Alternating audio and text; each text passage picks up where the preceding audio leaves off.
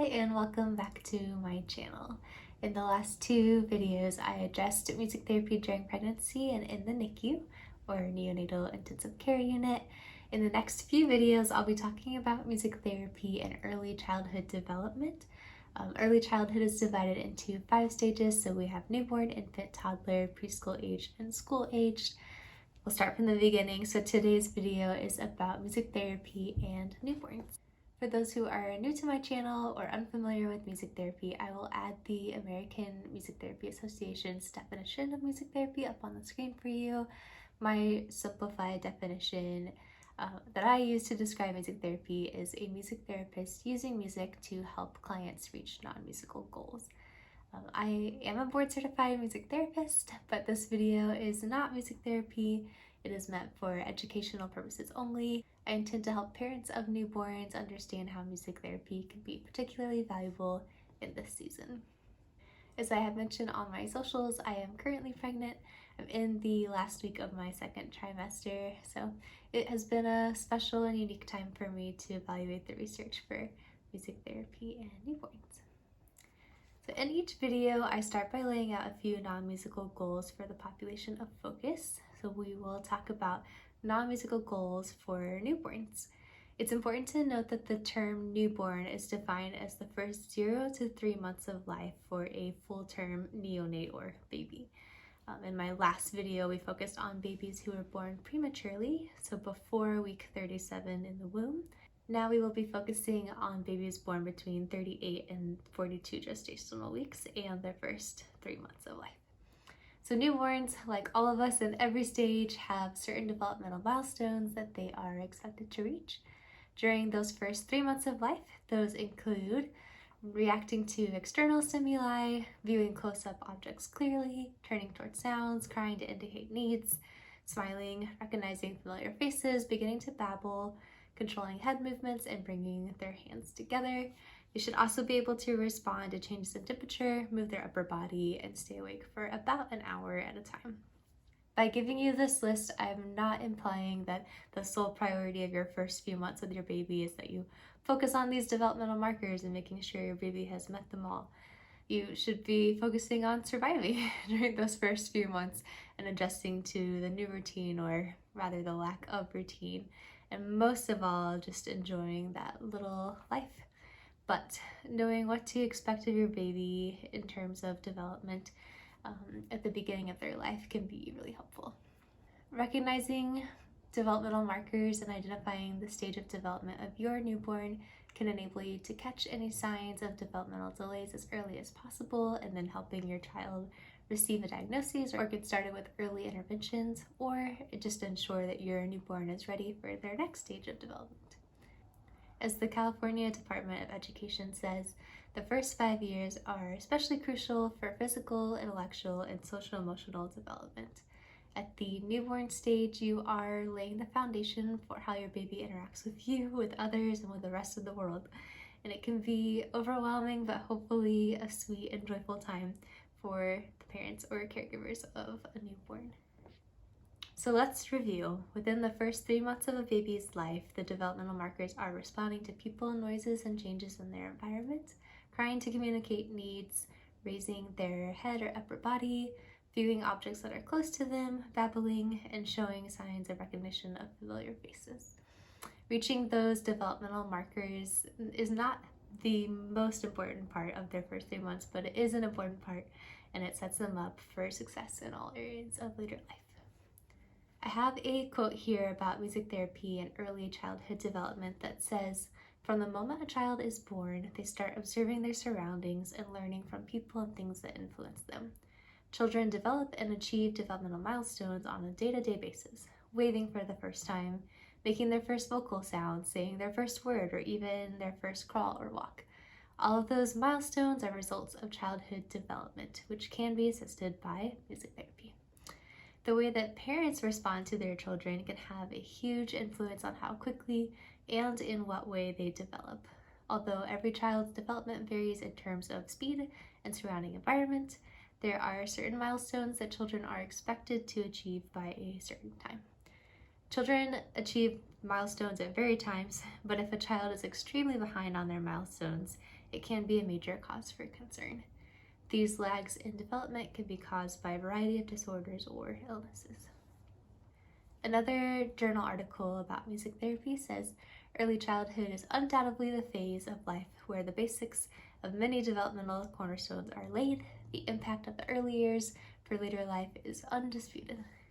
And another music therapy journal article states, it is now accepted that the infant brain develops in response to experience. The author subscribes to the theory of optimal periods in which the infant's brain is sensitive to developing particular systems at certain times, but with some elasticity, which enables the brain to develop differently in response to radically altered experience. The author then goes on to say, we understand from the research surrounding music therapy for premature infants that music is a safe and positive sensory experience for the newborn infant. From the infant development literature, we know that positive sensory experiences are necessary for healthy neurological development. If we accept these two premises, then we must conclude that music therapy is necessary for healthy neurological development. Music therapist Kelly Holden says, music therapy builds on the already known benefits of listening to music and allows us to use it to ensure your baby is reaching their developmental milestones on time or possibly even earlier. Another quote I have for you says, music activates many areas of the brain and has been found to positively affect early childhood development, learning, and daily functioning. These functions include attention, listening, speech production, emotions, motor skills, memory, coordination, and decision making. I will be linking all of my references below, and if you're a visual learner, that source has a really nice graphic that depicts the various skills that are both developed in early childhood and affected by music therapy, so it could be really helpful to look at. I do have a few more examples of the importance of music therapy assisting newborns in development for you. First is an Australian company that specializes in early intervention that recently added music therapy to their program and found that music has many benefits for the quickly developing brains of children ages 0 to 3 years old. Music activates multiple parts of the brain which stimulate language skills, sensory regulation, and attention. Music encourages dancing and imitation, which help fine motor skills and coordination. Best of all, music therapy sessions encourage children and caregivers to bond and gives caregivers a chance to connect with each other. That quote is a little more broad, showing how music itself affects the little ones in early development, not just for newborns, but for all stages of childhood development. Obviously, letting your child interact with music from the very beginning sets them up well for musical interventions all throughout development. Another article states, music applied as an intervention helps the development of cognitive skills, language skills, social pragmatic skills, and social behavior skills. Sensory stimulations, caregivers' attention and response, nonverbal stimulations, and communication skills from caregivers affect children's developmental stages. I like that quote because it highlights again the importance of the caregiver and their involvement in the development of the little human. Hopefully after these quotes you have a better understanding of the power of music, how music therapy can greatly assist newborns as they develop, and how music therapy correlates directly with the developmental milestones of a newborn during their first 3 months of life. If you're wondering why a music therapist is uniquely positioned to use music to help newborns reach those milestones, it's important to understand that music therapists are trained to assess where your baby is at developmentally and can create a plan to work with babies at their pace to achieve developmental milestones. Music therapists are even trained to research or make up new activities to work on specific goals. Another thing you learn as a music therapist working with little ones is the pattern of expectation. I touched briefly on this concept in the last video about singing the same song or using the same gentle motion in a pattern with a preemie in order to allow them to know what to expect, to relax, and to learn to trust their therapist.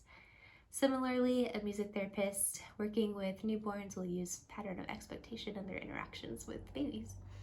As this article explains, the experiences offered by the therapist should be ones easily consumed into the pattern of expectation, so the session can progress comfortably.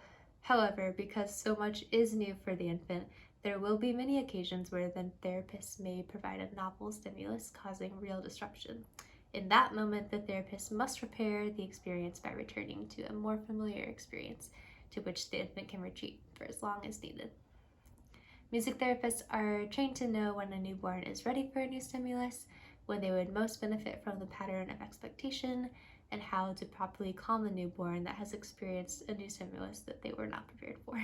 Before I dive deeper into ways that you can use the information I have learned as a music therapist to assist your newborn with their developmental milestones, I want to review a few more music therapy studies. Unsurprisingly, there is less research out there for newborns and music therapy than for children, teens, adults, really any human of any age. Not too many parents are ready to have their newborns get involved in a study on day one. I even read a whole study about the various reasons that it's difficult to have caregivers and newborns involved in studies, but let's dive into what we do have. One study addressed the effects of music therapy interventions on both premature and full-term infants developing in areas of social play and positive play behaviors with their parents. They found that the little ones who attended developmental music groups with their parents demonstrated significantly more social toy play compared to children who did not attend the music groups. The parents who attended the developmental music groups engaged in more positive and less negative play behaviors with their children compared to the parents who did not attend. Another study used music therapy group programs for little ones ages 0 to 5 with their parents and found music activities were used to promote positive parent-child relationships in children's behavioral, communicative, and social development. Another music therapy program used family-based intervention for families with children aged birth to 3 years that used music to strengthen parent-child relationships through increasing interactions and assisting parents to bond with their children and extend the repertoire of parenting skills in relating to children through interactive play. This benefited the participants by engaging young children in developmentally stimulating activities while reinforcing to the parents the importance of their active participation in assisting a child to meet developmental milestones. One study found results that indicate a program was successful in extending mothers' relaxation to music and their use of rhythmic movement with their infants. Mothers in the program reported use of music and movement to stimulate and soothe infants and social benefits of group participation for themselves and their infants. A study that I found fascinating tested differences in female and male newborns' responses to sounds at different decibels or volumes within the first 48 hours of life. The researchers found that the females showed greater sensitivity to sound than the males, and the results also indicated that the differences in hearing sensitivity between genders increased as the frequency increased. The final study I wanted to share examined brain activity of older children, so comparing those who were musically trained and those who were not. The children who were musically trained showed larger amplitudes of the early right anterior negativity, so one part of the brain, and the early left anterior negativity. Another part of the brain was more strongly developed in those children. Because the areas of the brain that showed the larger amplitudes and more development are areas that help us with syntax processing, it's understood that musical training helps children strongly develop those communication skills. I mentioned that study only to show again that music develops different parts of the brain that are needed to reach developmental milestones, and to imply that the sooner and more regularly you can involve music in the life of your child, the better you set them up for success. As you set the stage for your child's development in the first few months, I recommend finding ways to incorporate music into their normal routines. If you can find a music therapist to lead sessions for you and your newborn, or group music therapy sessions for other caretakers and newborns as well, I highly recommend doing so. These sessions will not only be designed to help your child reach those developmental markers for their newborn stage, but through the sessions you can learn practices to incorporate into your daily routine, and it can help grow your confidence in your interactions with your newborn. If you do not have the access or the means to set up sessions with a music therapist, here are a few practices that you can incorporate into your care of your newborn. First, as I mentioned in the music therapy and pregnancy video, your child's hearing develops throughout their weeks in the womb. So songs that they were exposed to during the second and third trimester will be familiar to them outside of the womb. use those familiar and comforting songs to help calm your newborn when they have crying episodes or when they are unable to sleep. It might feel silly if some of the songs you listen to during pregnancy do not seem very baby friendly to you, or if it's a theme song from your favorite show, but you're welcome to try to use those songs anyways, as long as you find that your little one has a positive response to the music. Secondly, as addressed in the video about music therapy and babies in the NICU, using songs to indicate segments of the day can be a great way to help your newborn establish circadian rhythms. I would recommend choosing at least 3 songs, one for the morning, one for midday, and one for bedtime. These will help signal to your newborn that there are reoccurring portions of the day and will help them learn what to expect next. If you're comfortable singing or making up songs throughout the day, I would extend this recommendation to making songs about feeding times, bath times, walk times, or any other frequent activities in your newborn's life to create that pattern of expectation that will provide your little one with a sense of safety and understanding. Thirdly, as your little one begins to babble, you can mimic their babbling sounds back to them between their pauses. This will help your child grow an understanding of communication as the two of you make exchanges of noise. Mimicking their own sounds will let them know that you hear them and that you acknowledge them. Eventually, you can step it up and talk back to them with real words as their brains develop and they start to recognize words and their meanings. As you interact with your newborn, be sure to show positive affect in your face and your voice, so using a sing-songy voice or big smiles, as the slightly exaggerated emotions are easier for the newborn to identify, and your positive moods will correlate to your child feeling more joyful and safe. As always, take your cue from your newborn. If the interaction results in them appearing fussy, stressed, or overwhelmed, it's best to give them a break. You can step back out of their limited line of vision, sing more softly, or stop just to allow them to withdraw and to self-regulate. Fourth, I have addressed the value of lullabies in the last 2 videos as well. Gentle melodies are ideal for not overwhelming your baby. Also, setting sounds to a tempo of about 60 beats per minute will help your own heartbeat match the pace of music, which can be comforting for both you and your baby. Even when you're not with your baby, choosing soothing songs at an appropriate tempo can lower your own anxieties, and your improved mood will then comfort your little one. As Angelinos would say, your baby will notice your vibe. So you want to help yourself stay calm as you adjust to the stress and the new schedule of having a baby. If you have a baby girl, keep in mind that she is more likely to be sensitive to sounds, so try not to startle her and try to sing or play music at lower volumes. So these are all of my suggestions for today's video. Leave a comment if you learned something new or if you found any of the studies or advice to be helpful. Know that I am cheering for you in this new season of life with a newborn. And if you want a personalized music therapy consultation session, I offer those 3 days a week online. Be sure to check out my website linked below and to like and subscribe. Until then, thank you for enjoying Music with More.